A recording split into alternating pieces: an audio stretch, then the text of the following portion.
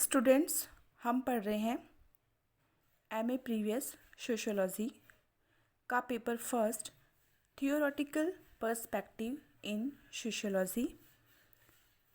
इसमें हम सामाजिक संरचना का रैडक्लिफ ब्राउन की थ्योरी पढ़ चुके थे। आज के इस वीडियो में हम पढ़ेंगे प्रकार्यात्मक सिद्धांत फंक्शनल थ्योरी के बारे में। समाजशास्त्र में प्रकार्य की अवधारणा का प्रयास 19वीं शताब्दी में ऑगस्ट कॉम्टे और हर्बर्ट स्पेंसर के द्वारा किया गया था। 19वीं शताब्दी में हर्बर्ट स्पेंसर और ऑगस्ट कॉम्टे ने ही सबसे पहले प्रकार्य शब्द का प्रयोग किया था, जिन्होंने मानव समाज और जैविकीय सावयव में अधिक सादृश्यता देखी, लेकिन इसे व्यवस्थित और वैज्ञानिक अवधारणा के रूप में प्रयोग करने का श्रेय या हम कह सकते हैं कि योगदान दिया जाता है दुर्खिम को, एमाइल दुर्खिम को। इनके इस प्रकार्यवाद को व्यवस्थित रूप में अंतर्राष्ट्रीय समाजशास्त्री जगत में फैलाने का श्रेय दो प्रसिद्ध ब्रिटिश मानवशास्त्रियों को भी दिया जाता है, जिसमें एक का नाम है मैलिनोवस्की और दूसरे हैं रैडक्लिफ ब्राउन। तो यहाँ पे स्पष्ट हो जाता है कि प्रकार्य शब्द की अवधारणा का सबसे पहले प्रयोग 19वीं शताब्दी में ऑगस्ट कॉम्टे ने और हर्बर्ट स्पेंसर ने किया था। उसके बाद प्रकार्य की अवधारणा को व्यवस्थित और वैज्ञानिक रूप में प्रस्तुत या प्रयोग करने का कार्य एमाइल दुर्खिम के द्वारा किया गया था, और प्रकार्यवाद को व्यवस्थित रूप में अंतर्राष्ट्रीय समाजशास्त्रीय जगत में फैलाने का कार्य दो प्रसिद्ध ब्रिटिश मानवशास्त्रियों ने किया था। और वे ब्रिटिश मानवशास्त्री एक थे मैलिनोवस्की और दूसरे थे रैडक्लिफ ब्राउन। वैसे दुर्खिम ने प्रकार्यवाद के सामाजिक सांस्कृतिक तत्वों का अध्ययन संपूर्ण समाज और संस्कृति के संदर्भ में किया है। दुर्खिम ने कहा है कि प्रत्येक सामाजिक सांस्कृतिक तत्वों के संपूर्ण सामाजिक व्यवस्था के लिए कुछ प्रकार्य होते हैं। साथ ही ये तत्व प्रकार्यात्मक आवश्यकता के आधार पर एक दूसरे से जुड़े होते हैं और ये अपने जीवन के लिए संपूर्ण व्यवस्था पर आश्रित होते हैं।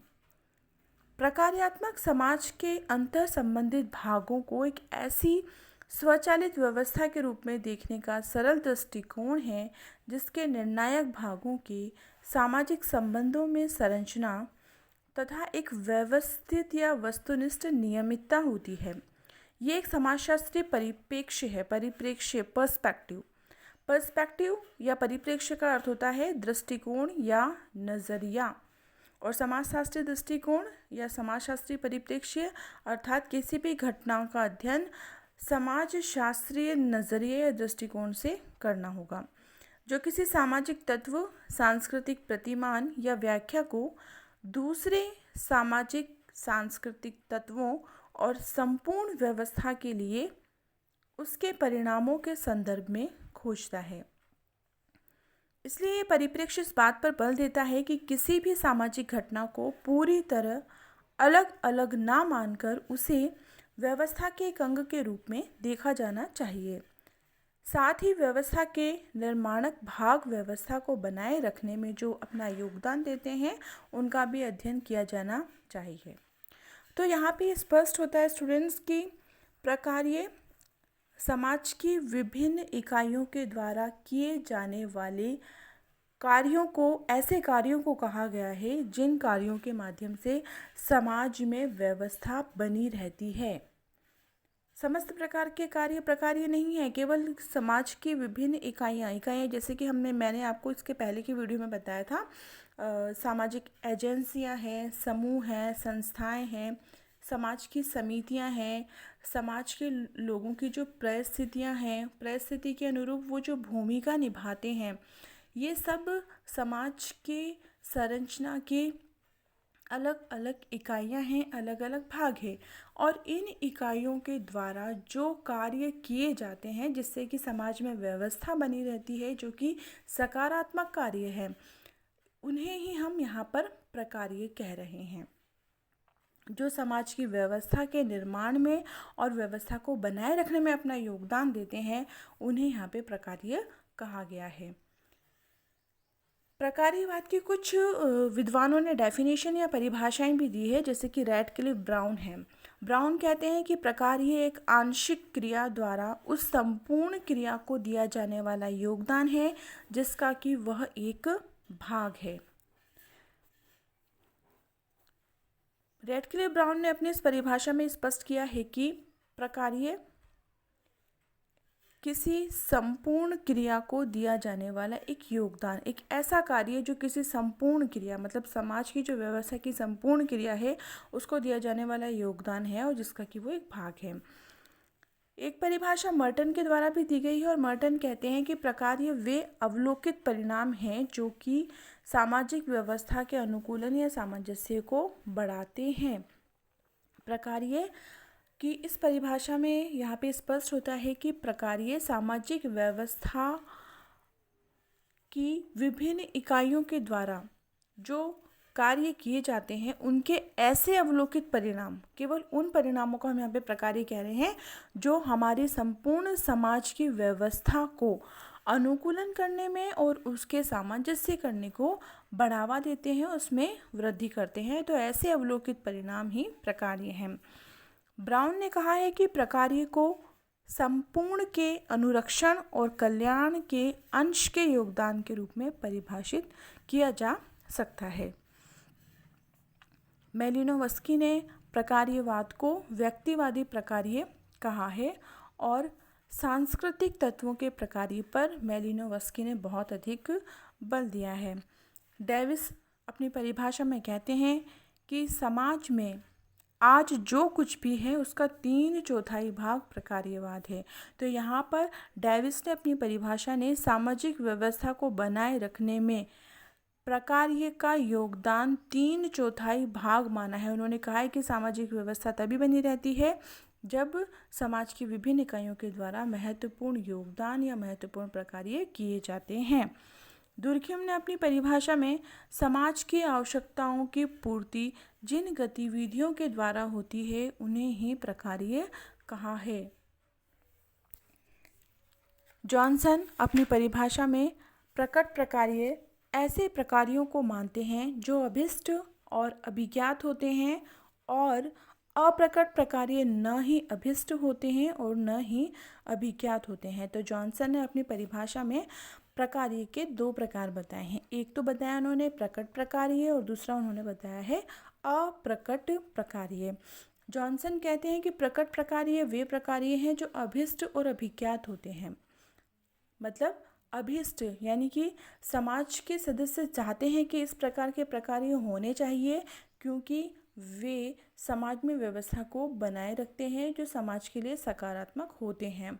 लेकिन अप्रकट प्रकार्य ऐसे होते हैं जो कि अभिष्ट नहीं होते, मतलब कि हमारी समाज के सदस्यों की आकांक्षाएं या आशाएं नहीं होती हैं कि इस प्रकार के प्रकार्य समाज में होने चाहिए, जो हमारी इच्छा के विपरीत होते हैं ऐसे प्रकार्य, और ये ना ही अभिज्ञात होते हैं। एक परिभाषा मैरियन जे लेवी की है और उन्होंने कहा है कि प्रकार्य शब्द का प्रयोग प्रकार्य के अर्थ में ही किया जाता है। इन्होंने उन सभी सकारात्मक या अनुकूलन परिणामों के लिए प्रकार्य शब्द का प्रयोग किया है जो सामाजिक व्यवस्था को बनाए रखने में योगदान देते हैं। तो यहाँ पर मैरियन जे लेवी ने प्रकार्य शब्द का प्रयोग समाज के कुछ ऐसे सकारात्मक और सामंजस्य बिठाने वाले, कुछ समाज में अनुकूलन की व्यवस्था करने वाले परिणामों के लिए किया है जो हमारी समाज में व्यवस्था को बनाए रखने में महत्वपूर्ण योगदान देते हैं। तो इन सभी परिभाषाओं से ये स्पष्ट हो जाता है कि समाज की संरचना की विभिन्न इकाइयों के केवल वह कार्य ही प्रकार्य कहलाते हैं जो हमारे समाज में व्यवस्था को बनाए रखते हैं, समाज में अनुकूलन और सामंजस्य की स्थिति उत्पन्न करते हैं और जो हमारे समाज की व्यवस्था को बनाए रखने में सकारात्मक योगदान देते हैं। ऐसे कार्यों को ही हम प्रकार्य कहते हैं। इसके अलावा कुछ विद्वानों ने प्रकार्यवाद की कुछ अलग अलग अवधारणाएं दी हैं और उन्होंने अपने कुछ सिद्धांत भी प्रस्तुत किए हैं, जैसे कि आर के मर्टन है। तो आर के मर्टन ने आनुभाविक प्रकार्यवादी, सामाजिक संरचना और प्रकार्य में कोई संबंध नहीं है, ऐसे कुछ सिद्धांत प्रस्तुत किए। इसके अलावा उन्होंने बाह्यगत प्रकार्य की अवधारणा, प्रकार्य, अप्रकार्य, प्रकट एवं अप्रकट प्रकार्य की अवधारणा, प्रकार्यात्मक विकल्प, प्रकार्यात्मक समतुल्य और प्रकार्यात्मक अनुकल्प जैसी अवधारणाएं अपने सिद्धांतों में प्रस्तुत की। इसके अलावा मैरियन जे लेवी ने प्रकार्य और दुष्प्रकार्य की अवधारणा भी प्रस्तुत की है।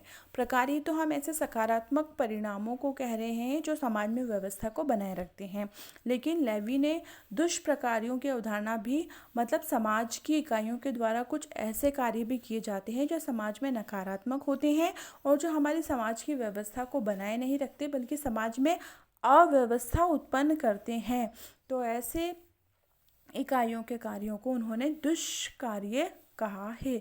जैसे कि अपराध है, तो अपराध हमारे समाज की एक रुग्ण अवस्था कही जा सकती है जिसमें समाज में व्यवस्था नहीं बनती बल्कि समाज में अव्यवस्था की स्थिति उत्पन्न हो जाती है, अशांति और अराजकता फैल जाती है। तो इसे हम कह सकते हैं दुष्कार्य, दुष्प्रकार्य। कोहन ने नव प्रकार्यवाद की अवधारणा का प्रतिपादन किया था।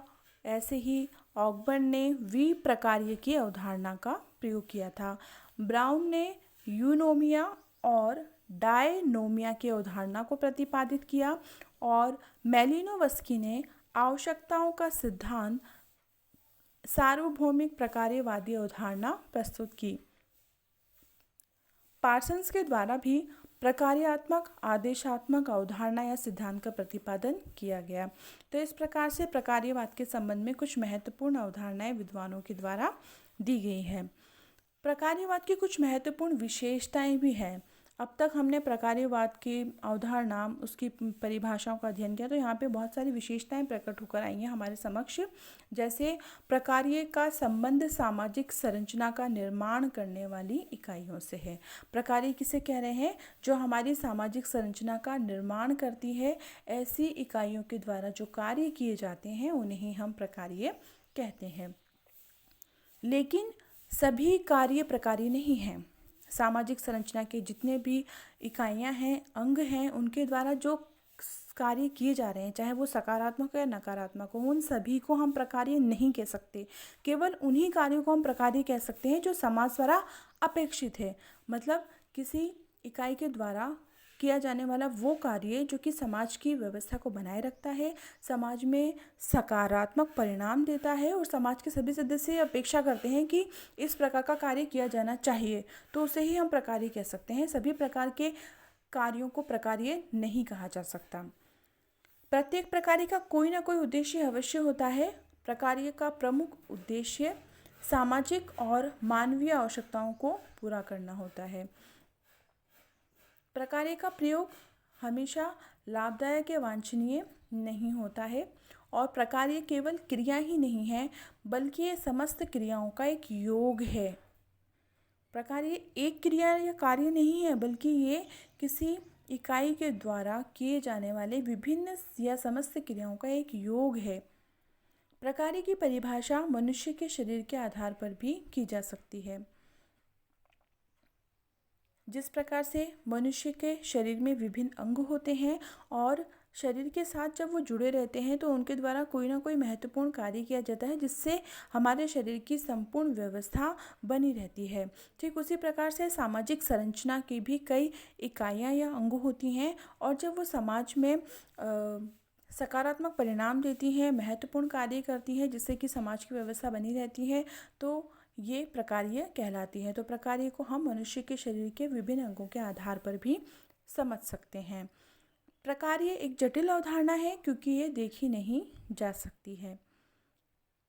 प्रकार्य को हम एक गतिशील अवधारणा कह सकते हैं और ये समाज में प्रकार्यों की संख्या तय नहीं करती है। हम ये नहीं कह सकते कि समाज में कितने प्रकार्य हैं, उसकी काउंटिंग नहीं कर सकते। हम अनुभव कर सकते हैं कि किस सामाजिक इकाई के द्वारा सामाजिक संरचना को बनाए रखने में कौन सा प्रकार्य किया जा रहा है। हम ये अनुमान लगा सकते हैं कि वो प्रकार्य कितना उचित है और कितना अनुचित है, केवल हम इसकी संख्या तय नहीं कर सकते हैं।